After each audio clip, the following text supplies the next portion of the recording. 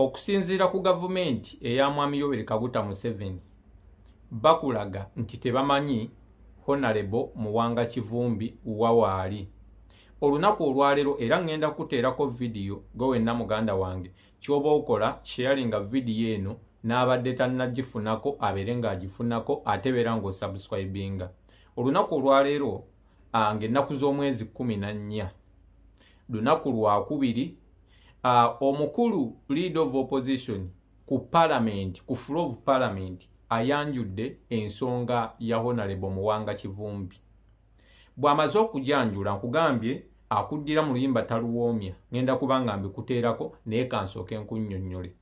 Bw'amaze okujanjula eri parliament n'abategeeza nti Honorable Muwanga Kivumbi yaweebwa bail ku lunaku olwokutaano yawambibwa ku lunaku olwokutaano naye nga yaweebwa bail ku lunaku olwokuna. Olunaku olwaddirira lwali lwakutaano kuba tubajjukiza waliwo n'abadde talina ssimu waliwo n'eyakazuukuka tukujjukiza bwe kyagenda. Honorable Muwanga Kivumbi aweebwa bail kooti e Butambala ku lunaku olwokuna. Ku lunaku olwokutaano Honorable Muwanga Kivumbi abeera mu sayidi z'empigi ng'atambula abasajja ne baddamu ne bamuwamba ne bamuvuba naye okuva olunaku lwe baamuvuba ku lwokutaano teri yamanya mayitire ge, teri ayina we yawandiika wonna oba gavumenti oba poliisi oba military oba SFC oba jjaati. Noono atera okubeera ku mikutu muwoza awandiika sinnaba kulaba wawe yawandiika ku nsonga ya Honorable Muwanga Kivumbi. Honorable Muwanga Kivumbi olwokutaano Saturday Friday Saturday teri yamanya wawaali. Tugenze ku Sunday weekend yonna musajja wattu agimazeeyo ali mu ttokya bakuba bamukola kino teri akubuulira wa watuufu waali. Tugenze ku Monday ne Monday naye agibaddeyo mu basement. Olunaku olwaleero tuli ku Tuesday omuntu ng'oyo a senior politician senior citizen teri amanyi gyali paka nakati. Kakati Honorable Joel Ssennyonyi kye kimugjeeyo okulaba nga ateeka ensonga eno ku floor ya parliament ateeke akazito ku gavumenti etubuulire wa Honorable Muwanga Kivumbi gyali. Naye kitubuuseeko okulaba nga abasajja bano bagambye nti tebamanyi gyali kabagende banoonyereze. Oluvannyuma lwa Honorable Joel Ssennyonyi leader of opposition okwanjula ensonga ya Honorable Muwanga Kivumbi asabye speaker abeere nga akazindaalo akatwala ku muntu abaddewo gwe tuyita second prime minister second deputy prime minister n'abeera ng'afuna akazindaalo annyonnyole kuba either prime minister annyonnyola oba omuntu yenna ali mu gavumenti naye mu parliament either leader of opposition oba eno side zeeno prime minister yabeera alina okunnyonnyola bw'atabaawo deputy wannyonnyola. So deputy we annyonnyodde n'akulaga nti nno bano tebamanyi gyali tebabiwuliranga nako tebamanyi wa gye yalaga naye bamuwa obudde asobole okunoonyereza mwenkya ajja kukomawo abagambe. So kino kyennyamiza okubanga omusajja ku saa zino bamwegaanye. Bwe kigenze Joel Ssennyonyi agenze mu maaso n'abuuza speaker bano batunnyonnyole, is this the new normal? Kati yembeera empya tukimanyi tuli mu abunomo naye ate abunomo twagala batubuulire kati oba ye nomo mwe tutambulira. Ebikolwa ebiri abunomo ebikolebwa mu Uganda twagala batubuulire clearly nti constitution baagivaako kati embeera eri abunomo kati ye yafuuka nomo. Ekyo ky'ekyokubiri ye konsaani ye bwebadde ekyokuwamba abantu. N'akuwa n'example nga bw'ogenda okuwulira abawambiddwa. Munnange akazindaala akakutte ye Anthony Jeno, musajja lawyer mulamba, musajja mukulu, musajja munene, musajja alabika ekitiibwa naye byazzeemu byo byogenda okuwulira okubeera nga abadde nga munnange avuya buvuya kyokka nga constitution abadde agikutte mu ngalo. So video yeeyo sooka obeere nga ogyerabirako. Certain issues are matters of law. You've talked about issues of fact, and one could even say fact to person A could be different from person B, but a law regardless who is dealing with it.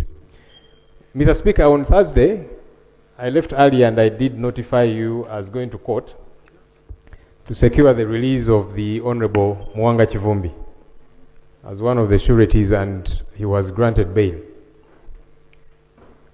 The following day, on Friday, he was en route to Kampala and he was intercepted and taken by armed men in a Toyota Hiace vehicle, popularly known as a drone.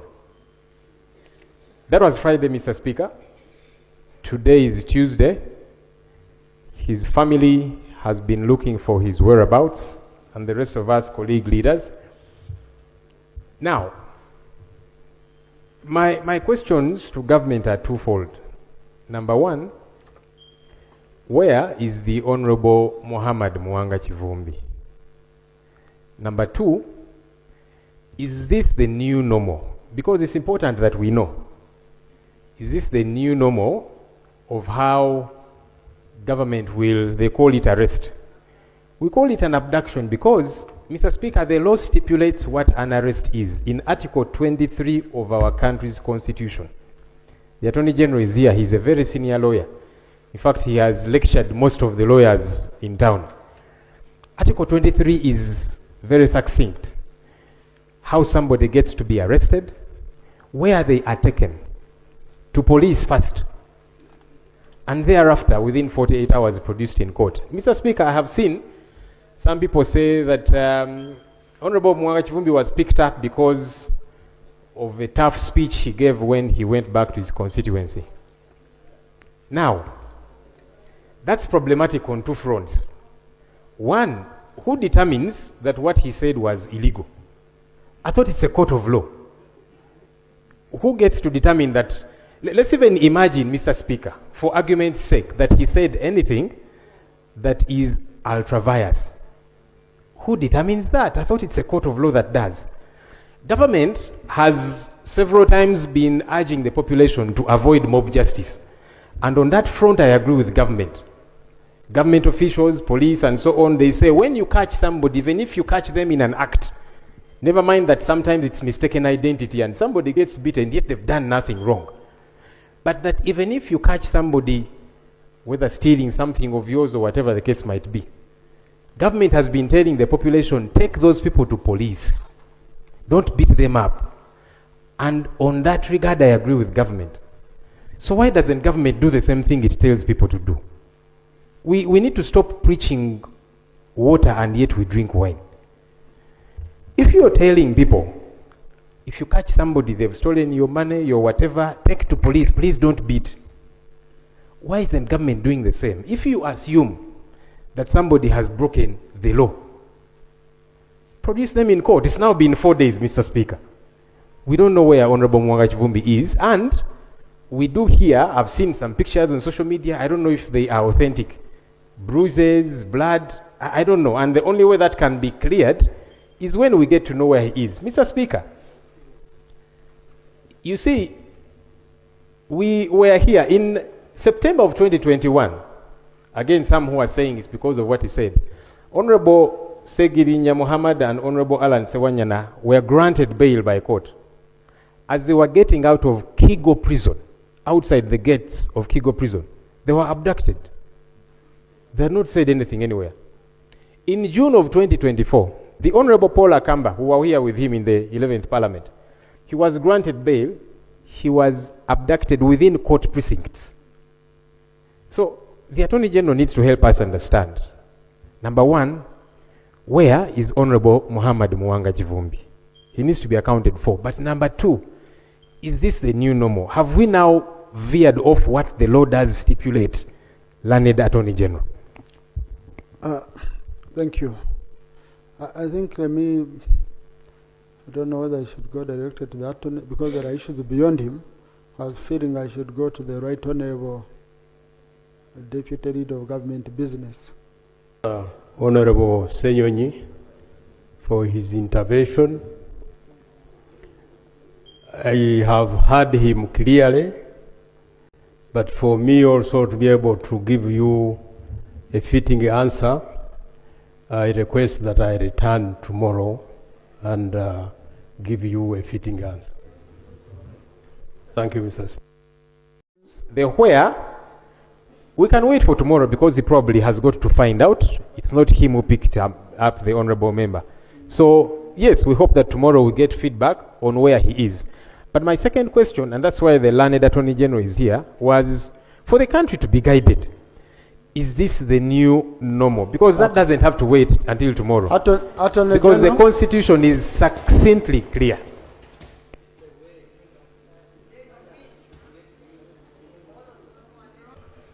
I thank you, Right Honourable Speaker, and I thank the Leader of Opposition for his query, which I'm trying to answer as ably as I can do this moment. Mr. Speaker, the term new normal or old normal does not exist in my legal vocabulary.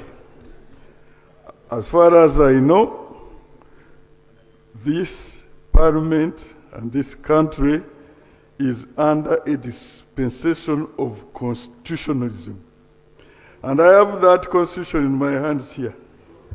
And where it regards to the liberty of every Ugandan, it is here, very clear, in Article 23, and I can read... Colleagues, can I have order in the House, please?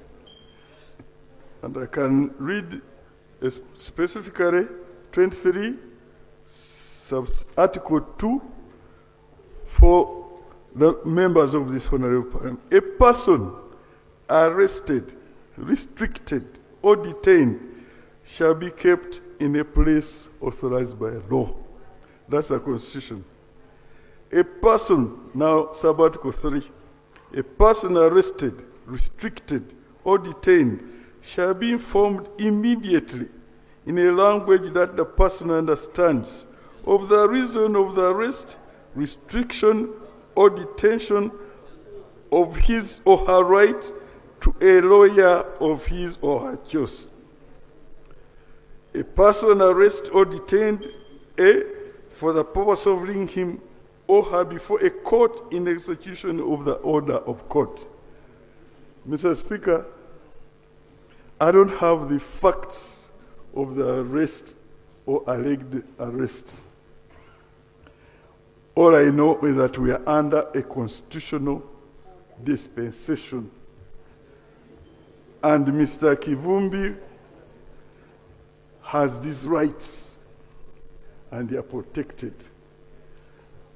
And as the leader, government business has indicated, tomorrow we shall be here before Parliament and give all the facts, and we shall ensure that this Constitution, which we all swore to protect, is protected. I submit, Right Honourable Speaker. Thank you. Kakati bwe bityo bwe bibadde bwe bati abasajja basazeewo okuddamu nga w'obirabe nga wenna kusuubiza. So ffenna tukyagamba tukyavaayo ne tukugamba nti where is Muwanga Kivumbi. Era munange si ye yekka ne Secretary General avuddeyo n'abeera nga ategeezwa n'apostinga n'agamba amakya ga leero mbadde ndi mu kulowoozaamu. Kwegamba baddeko awo n'alowooza embeera Muwanga Kivumbi gy'ayitamu, embeera King Zale muganda waffe baamukwata ebbanga ddene embeera gy'ayitamu. So era n'akuteerawo omwana omu eyatulugunyizibwa nga bamuteekako amakufulu. Ffenna twebuuza eggwanga lyonna Muwanga Kivumbi ayita mu mbeera ki? Muwanga Kivumbi yazza musango ki? Muwanga Kivumbi ki ekyavaayo baddemu nsonga ki eyabaleeta okuba nga baddamu okumukwata? Nakola analysis ne nkugamba nti ensonga ziri bbiri ze nali ndowooza nga nze mu ndaba yange. Abasajja bano Muwanga Kivumbi baali bamusiba n'abaana abato ba mayina abakyasoma senior 2 senior 3 nga bamusiba nabo. Ndowooza kyali kibalabisa okulaba nga bamusiba ne bana abaana ne basalawo bonna babawe ebbeeyiro lumu bagende, then ye bamukwata oluvannyuma. Kubanze mu kulaba okwange nga Museveni yali yakagamba nti nno teriyo opposition agenda kufuna bbeeyiro.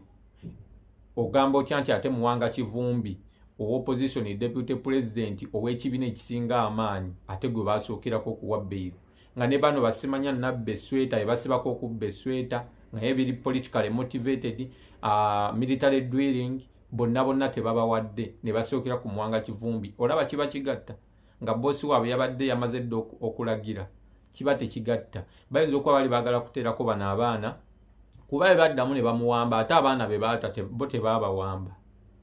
Okitegeera kitegeeza ye baali tebannatuuka kumutta era tovaayo n'ogamba nti ebigambo byayogera mbu isima byali bibi nnyo teri kigambo kyeyayogera nga Museveni tekimugambwangako ekyo tekiriiyo obanga ye Muwanga Kivumbi era ye ne badde nga speech ze Muwanga Kivumbi se baali radical bw'oba badde ng'ozza omugoberera so ensonga emu eyo gye nalaba eyinza okuba nga yali emuweesezza bbeiro.